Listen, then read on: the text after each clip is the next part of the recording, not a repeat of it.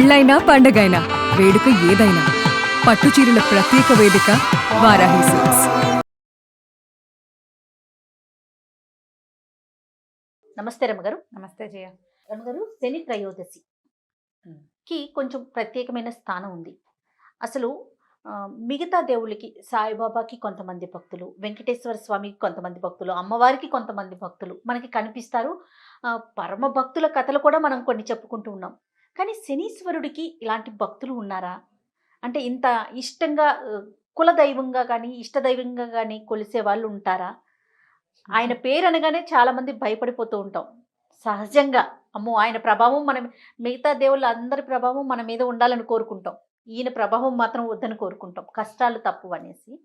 కానీ మరి శని త్రయోదశికి ఉన్న ప్రత్యేకత ఏంటి? ఈరోజు ప్రత్యేకంగా పాటించాల్సిన నియమాలు కానీ అలాంటివి ఏమైనా ఉన్నాయంటారా? శనిదేవుడు అంటే ఎందుకు మిగిలిన వాళ్ళకి భక్తులు ఉంటారు, శనీశ్వరుడికి ఎందుకు ఉండరు? శనీశ్వరుడిని దైవంగా భావించడానికి వీల్లేదు కదా. ఆయన నవగ్రహాలలో ఒకడు గ్రహం. నవగ్రహాల్లో ఒక గ్రహం. ఆ నవగ్రహాల్లో మనకి సూర్యుడు, చంద్రుడు ఉన్నారు కదా, బుధుడు, శుక్రుడు, రాహుకేతువులు ఎలాగ ఉన్నారు. వాళ్ళతో పాటు శనీశ్వరుడు కూడా ఒక గ్రహం, అంతే మనకు తెలిసింది. ఇప్పుడు రవి శనీశ్వరుడు. రవి అంటే ఆదివారానికి అధిదేవుడు కదా, ఆదివారమే సూర్యుడు. ఆయన కుమారుడైన శని శనివారం నాడు వస్తాడు. తండ్రి కొడుకు ఇద్దరు ఉన్నారు ఇందులో. చంద్రుడు, బుధుడు కూడా తండ్రి కొడుకులే. చంద్రుడికి సక్రమ సంతానం కాబట్టి చంద్రుడి సంతానమే బుధుడు. ఈ తండ్రి కొడుకులు కూడా ఉన్నారు. ఈ శనీశ్వరుడికి భక్తులు ఎలా ఉంటారు? ఉండటానికి అవకాశం లేదు కదా. ఈ గ్రహస్థితులు మనల్ని పట్టుకుంటాయి. అప్పుడప్పుడు ఈ గ్రహం మారినప్పుడు, లేదా కొత్త గ్రహం, లేదా మన గ్రహాలు నీచంలో ఉన్నప్పుడు, ఉచ్చంలో ఉన్నప్పుడు వాళ్ళ ప్రభావానికి మనం లోనవుతాం. ఇప్పుడు కాలమాన పరిస్థితులను బట్టి మన గ్రహాలు మారిపోతూ ఉంటాయి. వాటి ప్రభావానికి లోనవుతాం మనం. గురుగ్రహ ప్రభావం, చంద్రగ్రహ ప్రభావం, అట్లా వాటి ప్రభావానికి లోనవుతాం. మనల్ని ప్రభావితం చేసే ఫ్యాక్టర్స్లో శనీశ్వరుడు కూడా ఒక ఆయన. దైవం అనడానికి వీల్లేదు. మనకి ఏ ఫ్యాక్టర్ వల్ల మనం ప్రభావితం అవుతామో దాన్ని గౌరవించాలి కదా మనం. అంతేగా. ఇప్పుడు దానివల్ల మనం ఇబ్బంది పడుతున్నాం అనుకో, దాన్ని రిపేర్ చేసుకోవాలి. ఒకదాని వల్ల మనకి చాలా బాగుంది అనుకో, కానీ జాగ్రత్తగా చూసుకోవాలి. సహజమైంది. అవును. ఇప్పుడు అన్ని ఆలయాలు చూస్తాం మనము, ప్రతి ఊర్లో ఒక రామాలయం ఖచ్చితంగా మనం గమనిస్తూ ఉంటాం కదా. కానీ శనీశ్వరుడికి మాత్రం మనం వేల మీద చెప్పవచ్చు. శనిసింగనాపూర్ అని ఇట్లా కొన్ని దేవాలయాలు మాత్రమే ఉంటాయి. ఇప్పుడు మీరు అన్నట్లుగా ఆయన అంటే ఒక దైవం కింద కాకుండా ఒక గ్రహం, ఆయన ప్రభావం మన మీద మంచి చెడు ప్రభావాన్ని బట్టి మనం అనుసరిస్తుంటాం. అంతేనంటారా? అంతే, అక్షరాల అంతే, అందులో ఇక తేడా ఏం లేదు. అయితే ఏంటంటే శనివారము త్రయోదశి తిథి అంటే తిథులు వస్తాయా, పాడ్యం నుంచి పౌర్ణమి దాకా, లేదా పాడ్యం నుంచి అమావాస్య దాకా 15 తిథులు వస్తాయి కదా. ఈ 15 తిథుల్లో త్రయోదశి, కృష్ణపక్షం కానీ శుక్లపక్షం కానీ, 2 పక్షాల్లోనూ 2 త్రయోదశులు వస్తాయి. త్రయోదశి శనివారం నాడు వస్తే ప్రత్యేకంగా శని త్రయోదశి అని జరుపుకుంటాం. పర్వదినాల్లో ఇదొక ప్రత్యేక పర్వదినం. ఈ శని త్రయోదశి నాడు శివాభిషేకం చేసిన, రుద్రాభిషేకం, పరమశివుడికి అభిషేకం చేసిన, లేదా శనైశ్వరుడికే ఏదైనా అభిషేకం చేసుకుంటే శని వల్ల తమకు కలిగిన ఇబ్బందుల నుంచి కొంత బయటపడతామని, శని ప్రభావం మన మీద కొంచెం గబగబా వెళ్ళిపోతుంది అని. ఇప్పుడు శని అని చెప్తామా, ఈ శని అంటే అదేదో విచిత్ర పదార్థం కాదు. శనైహి చరతీతి శనైశ్చరః అని చెప్తారు. మెల్లిగా నడుస్తాడు. శని దశ నిదానంగా వెళ్తుంది, మెత్తగా నడుస్తుంది. మందుడు అంటారు, మందేశ్వరుడు అంట. మందగా అంటే తాపీగా కదులుతానమాట. మిగిలిన కాలాల్లాగా చకచకలాడదు. శని పట్టిన రోజుల్లో మనకు శనిగ్రహంలోకి మనం వెళ్ళినప్పుడు, అంటే ఆయన తాలూకు ప్రభావానికి గురైనప్పుడు ఆ కాలం నిదానంగా గడుస్తుంది. కానీ మనం ప్రత్యేకంగా చెప్పుకోవాల్సింది ఏంటంటే, శనేశ్వరుడు ఈయన ఏంటంటే ఒక ప్రత్యేకమైన దేవుడు. కష్టపడ్డం నేర్పిస్తాడు మనకి. లోకంలో మనం చెప్పుకుంటాం చూడు, బాగా కష్టపడ్డం అలవాటు ఉన్నవాడు పెద్దయ్యాక సుఖపడతాడు, ఎక్కడైనా బతికేస్తాడు. సుఖపడ్డం సులువు. అదే ముందు నుంచి సుఖపడ్డవాడు కష్టపడాలంటే ఏడ్చిపోతారు. శని దశలోకి వెళ్ళి అంతర్దశల్లోనూ విదేశాలలోనూ శనికి ప్రభావానికి లోనైన వాళ్ళు తర్వాత రోజుల్లో బాగుంటారు. బాగా కష్టపెట్టి తర్వాత మంచి ఫలితాన్ని ఇస్తాడు శనేశ్వరుడు. జీవితాన్ని నేర్పిస్తాడు. నువ్వు కష్టపడి పనికి ఫలితాన్ని తీసుకో. అది ఎంత మంచి సింపుల్ సంగతే కదా. కాకపోతే ఇది అది ఆ దశలోకి వెళ్ళినప్పుడు ఒక్కొక్కళ్ళకి ఒక్కో జీవితానికి సరిపడా, ఒక్కొక్కళ్ళకి అంటే ఎంత చెట్టుకు అంత గాలి అనుకుంటామో మనం, అట్లా వాళ్ళ గ్రహాలను అనుసరించి ఈ శనేశ్వరుడు ఎవరితో కలిసి ఉన్నాడు, ఎలాంటి సమయంలో వచ్చాడు, దాన్ని బట్టి మన తాలూకు కష్టాలతో ఇబ్బందులతో పరంపర ప్రెషరు అవి ఎక్కువ అవుతాయి. అలాంటి వాళ్ళు ఈ శని త్రయోదశి నాడు ఏదైనా అభిషేకం కానీ పూజ కానీ ప్రత్యేకంగా దానాలు కానీ చేసుకుంటే బాగుంటుంది. ఇప్పుడు పెద్ద పెద్ద రకాలు చేయగలుగుతారు, చేయలేకపోతారు. దేవాలయానికి వెళ్ళి శివుడికి అభిషేకం చేయించుకున్నా, రుద్రాభిషేకం తైలాభిషేకం లాంటివి ఏమైనా చేయించుకున్నా, శివుడికి అభిషేకం చేసినా శని శాంతిస్తాడు. శనికే ప్రత్యేకంగా చేసుకోగలిగితే ఇంకా బాగుంటుంది. దేవాలయాల్లో నవగ్రహ మండపాల్లో శనేశ్వరుడు ఉంటాడు. శనివారం నాడు నల్లటి వస్త్రం, నల్లటి నువ్వులు, నీలం కూడా నలుపు నీలం ఆయనకి ఇష్టమట, నువ్వుల నూనె, నల్ల నువ్వులు, నల్లటి వస్త్రాలు వీటిని దానం చేయటం, గొడుగు, నల్లటి గొడుగు అవి కూడా దానం చేస్తే ఎవరికైనా ఉపయోగపడేందుకు ఆ వస్తువుని ఇస్తే కనుక దానివల్ల మనకి కొంత ప్రయోజనం చేకూరుతుంది. శని దశల నుంచి బయటపడతాం. ఈ సంవత్సరం మన కార్తీక మాసంలో 2 శని త్రయోదశులే వచ్చినాయి. ఆల్రెడీ ఒక శని త్రయోదశి శుక్లపక్షంలో అది వెళ్ళిపోయింది. కృష్ణపక్ష శని త్రయోదశి నెల కూడా చివరికి వచ్చేస్తుంది కదా. అవునండి. ఈ నెల కాలం అంతా అంటే ఈ త్రయోదశికి ముందు దాదాపుగా 27 రోజులు అయిపోయినాయి కదా. ఏమీ చేసుకోలేకపోయిన వాళ్ళు కూడా శని త్రయోదశి నాడు గనక ఆ శివాలయానికి వెళ్ళి కాస్త రుద్రాభిషేకం లాంటివి ఏమైనా చేయించుకుని, శనికి కూడా మనకి ఏదైనా అవసరం ఉంటే ప్రత్యేకంగా చేయించుకుంటే శనేశ్వరుని సమస్య తగ్గుతుంది. మనకి కార్తీకంలో ఈ రుద్రాభిషేకం, శివాలయ దర్శనము, శివాలయంలో ప్రాంగణంలో దీపం వెలిగించిన ఫలితం ఇవన్నీ దక్కుతాయి. చివరి రోజుల్లో అయినా కూడా ఆఖరి రోజునైనా మనం దాన్ని యూటిలైజ్ చేసుకోవచ్చు. మంచి పద్ధతి. అయితే ఈ శనేశ్వరుడి సంగతి మీకు డౌట్లు ఉన్నాయి ఇంకా? అదే అసలు ఈయన పుట్టుక, ఈయన క్యారెక్టర్ అంటే ఈయన మనస్తత్వం ఏంటి, వాటి గురించి తెలుసుకోవాలని ఒక ఆసక్తి రమ్మగారు. 2 చాలా సింపుల్ కథ ఇది. సూర్యుడికి సౌమ్యాదేవని భార్య ఉండేది. ఆయన సూర్యుడు ప్రచండమైన వేడిమి కలిగినవాడు కదా. ఆవిడకి ఎప్పటికీ 2 పిల్లలు కలిగారు, యముడు యమి లేదా యముడు యమున, 2 సంతానం ఉన్నారు. ఈ సౌమ్య ఆవిడ భరించలేకపోయేది ఈ వేడిని. ఎప్పుడు కాలుతూనే ఉండేవాడు నిరంతరం. సూర్యుడు ఏంది నిత్యం అగ్నిగోళం కదా ఆయన. ఆవిడ వేడిని భరించలేక ఎక్కడికైనా వెళ్ళిపోయి సేద తీరాలనుకుంది. ఏం చేసిందట, తన ఛాయ, తన నీడని తీసి, నీడని నా బదులు భర్తతోటి ఉండమని నీడని అక్కడ పెట్టి ఆవిడ వెళ్ళిపోయింది సౌమ్యాదేవి. వెళ్ళిపోయి ఏంటంటే ఆవిడ వేడిని భరించలేక సముద్ర తీరంలో విహరిస్తూ ఉండిపోయింది అనమాట. ఈ ఛాయాదేవి ఇక్కడ ఉండిపోయింది. ఈ ఛాయకి కూడా క్రమంగా సంతానం కలిగారు. ఈ మన శని తపతి ఒక కూతురు కొడుకు కలిగారు. అయితే ఈవిడ ఏం చేసేది, ఏదైనా ఒక సందర్భం వస్తే తన పిల్లల్ని ముద్దుగా చూసుకుని పెద్దవిడ కొడుకుని దెబ్బేస్తుండేది. ఏముండి కేకలేసేసరికల్లా ఆయన దుఃఖిస్తూ చిన్నపిల్లాడు అప్పటికి తండ్రికి చెప్పాడు సూర్యుడికి, ఇవి నన్ను కేకలేస్తున్నాను, ఎందుకు నువ్వు ఇట్లా తేడాగా ప్రవర్తిస్తావు, ఎందుకు ఇట్లా ప్రవర్తిస్తున్నావు, పెద్ద పిల్లాన్ని ఇట్లా అంటున్నావని ఆయన తీక్షణంగా చూసేసరికల్లా ఆవిడ బెదిరింది. భయపడేసరికల్లా ఆయనకి ఇది బెదురుతోంది, ఎందుకు ఈమె బెదురుతోంది అని ఒక దృష్టి ఆమె మీద సరిగ్గా సారించేసరికి ఈమె సౌమ్య కాదు అని తెలిసిపోయింది. ఆయన ఛాయాదేవని తెలిసిపోయింది. దాంతో ఈయన ఏం చేశాడు, సౌమ్య ఎక్కడుందో చూసుకుని ఆవిడ ఒక గుర్రం రూపంలో సంచరిస్తుంటే అక్కడికి వెళ్ళి ఆమెను శాంతింపజేసి నీతో చల్లగా ఉంటానని ప్రామిస్ చేసి అప్పుడు ఈయన కూడా గుర్రం రూపంలో వెళ్ళాడట అక్కడికి. అశ్విని దేవతలు కలిగారు, గుర్రం ముఖాలు ఉన్నవాళ్ళు, దేవ వైద్యులు అని చెప్తారు వాళ్ళని. ఇప్పుడు ఇక్కడ సౌమ్య ఛాయాదేవికి కలిగిన సంతానమే ఈ శనేశ్వరుడు. అతను స్పీడ్గా నడిచేవాడు కాదు, నిదానంగా ఉండేవాడు. తండ్రికి పెద్దగా నచ్చుబాటు అయ్యేది కాదు.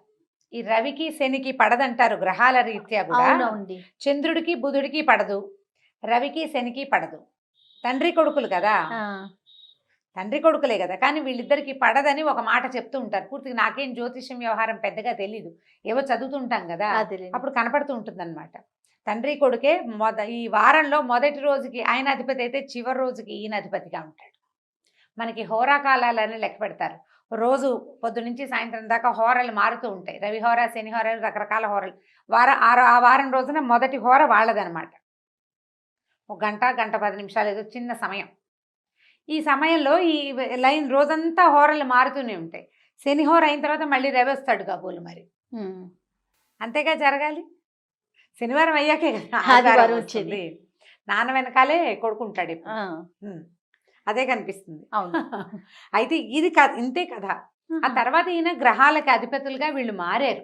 తర్వాత కాలంలో ఈ గ్రహాలు వీటన్నిటిని సెపరేషన్ జరిగినప్పుడు ఆయన ఒకదానికి అంటే ఈ మానవుల జాతకాల్లో లేదా మానవుల స్థితిగతులలో ఒక స్థితికి ఆయన, ఇంకొక స్థితికి ఈయన అధిపతులుగా మారారు. నువ్వు మానవ జీవితం తీసుకో, పుట్టిన దగ్గర నుంచి మరణించేదాకా అంతా మనకు తెల్లంగా కనపడుతుందా? కనపడదు. ఇవాళ ఇక్కడ ఎక్కడో పూరి గుడిసెలో మారుమూల ఇంత పిల్లవాడు పుడితే వాడు మహారాజు అయిపోతాడు. ఇక్కడి నుంచి ఇక్కడికి వెళ్ళే ప్రయాణం ఉంది కదా, ఈ ప్రయాణపు స్థితిగతులన్నిటినీ గ్రహాలే నడుపుతాయి, రోజులు నడుపుతాయి, సంవత్సరాలు నడుపుతాయి. మనుషులు నడిపేది ఏముంది? ఈ గ్రహాలు, ఈ రోజులు, ఈ ఋతువులు, తర్వాత ఇవన్నీ కలిసి మనుషుల్ని ఆ వైపుగా ప్రేరేపిస్తాయి. ఈ పేదింటి వాడు ప్రైమ్ మినిస్టర్ అవ్వడానికి ఇక్కడి నుంచి ఈ మధ్యలోది ఆయన ఏదో శ్రమపడ్డాడు, అది చేసాడు, ఇది చేసాడు, అవన్నీ అందరూ చేస్తారు. ఈ పర్టికులర్ వాడే ఇక్కడి నుంచి అక్కడికి ఎట్టా వెళ్ళిపోయాడు? యోగం. ఆ యోగాన్ని పట్టించేవే ఈ గ్రహాలు, ఈ కాలం. ఇప్పుడు ఈ కాలం ఇవాళ నా పుట్టుక, నా మరణం దాకా ఉన్న కాలం, ఇంతకుముందు నేను పుట్టినప్పుడు ఉంది, అంతకుముందు పుట్టినప్పుడు ఉంది, రేపు పుట్టబోయేటప్పుడు ఉంటుంది. కాలమే మన మొదటి రోజు, మొదటి పుటక నుంచి మనం ఫస్ట్ ఒక చిన్న చుక్కగా భూమి మీద మొట్టమొదట భగవంతుడు మనని పుట్టించినప్పటి నుంచి, తర్వాత మన సంవత్సరాలు మారుతున్న కొద్దికి, మన జన్మలు మారుతున్న కొద్దికి మనతోటే ఉంటుంది. ఆ కాలమే మనకి సాక్షి. అంతే. భగవంతుడు కాలస్వరూపుడు. ఆయన చూస్తూ ఉంటాడు. నీ కిందటివి, ఆ కిందటివి నువ్వు చేసిన తాలూకు వాటి ఫలితాలని ఈ జన్మలో నువ్వు మారుమూల ఇంట్లో పుట్టినా నిన్ను ప్రైమ్ మినిస్టర్ని చేస్తాయి.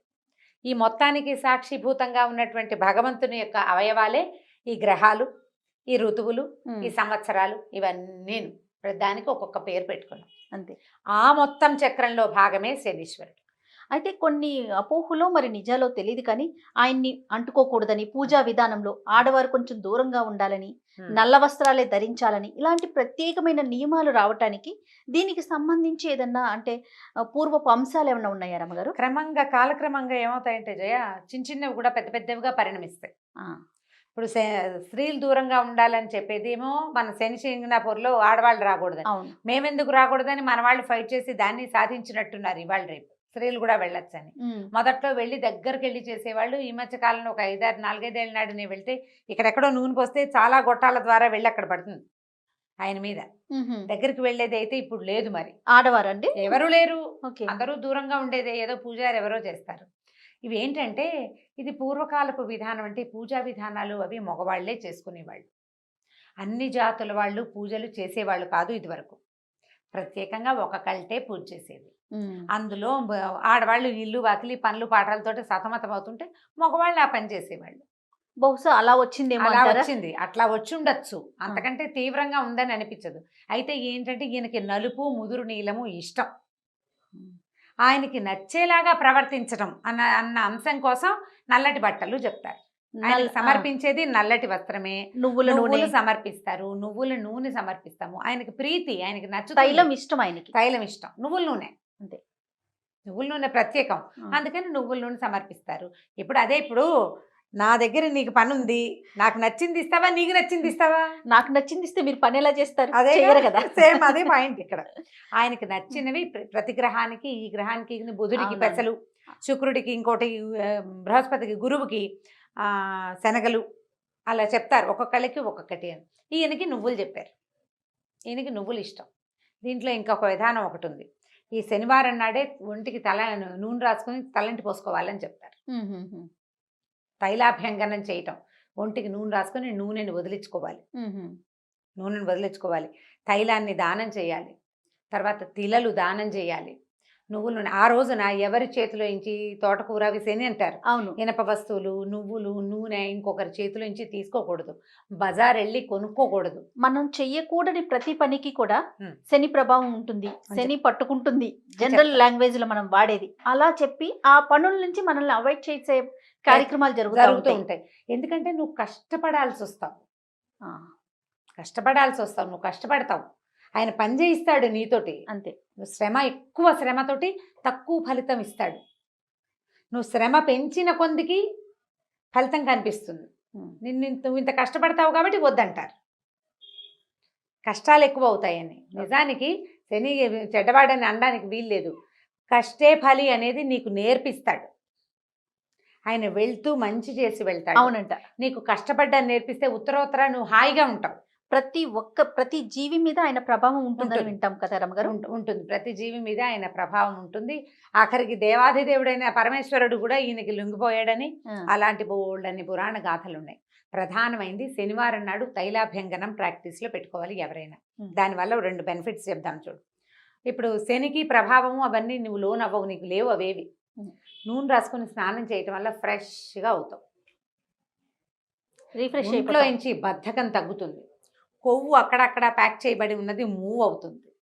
నువ్వు అలవాటుగా చేస్తావు, శుభ్రంగా ఉంటావు, ఆరోగ్యానికి మంచిది. ఇది మంచిదే కదా. ఆరోగ్యమే మహాభాగ్యం మహాభాగ్యం. ఇవాళ రోజుల్లో. అవును.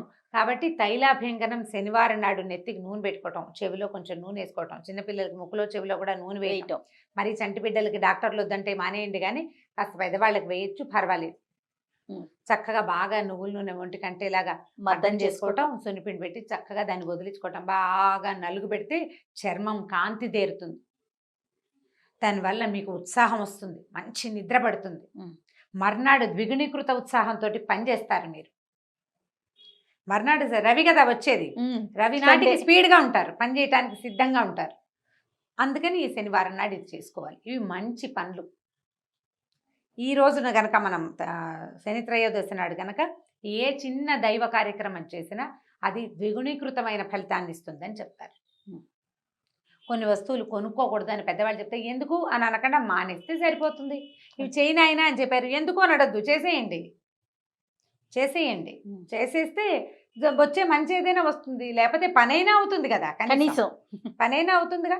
కాబట్టి చేసుకోవచ్చు. ఈ శని త్రయోదశి ఇంకొక ఉంది కదా ఈ నెలలో, కార్తీక మాసము, శని త్రయోదశి, శనివారం శనివారము త్రయోదశి అవును. విశేషమైనది. కాబట్టి ఆ ఒక్క రోజైనా ఈ నెలంతా వెళ్ళలేకపోయినా శివాలయ దర్శనం తప్పనిసరిగా చేయండి. మనకి శని దశ ఉన్నా లేకపోయినా కూడా శివాలయ దర్శనం చేయటము, రుద్రాభిషేకం తీసుకోగలిగితే చేసుకోవటం, లేకపోతే కనీసం స్వామిని దర్శించి తీర్థప్రసాదం స్వీకరించుకోవటం, విభూది తీసుకోవటము, దేవాలయంలో ఒక దీపారాధన చేయటం. దానివల్ల ఏవైనా గ్రహదోషాలు ఉంటే అవి సమసిపోతాయి. శివానుగ్రహం, అఖండమైన ఐశ్వర్యము లభిస్తుంది. శివాలయ దర్శనం అత్యద్భుతమైనది త్రయోదశి నాడు.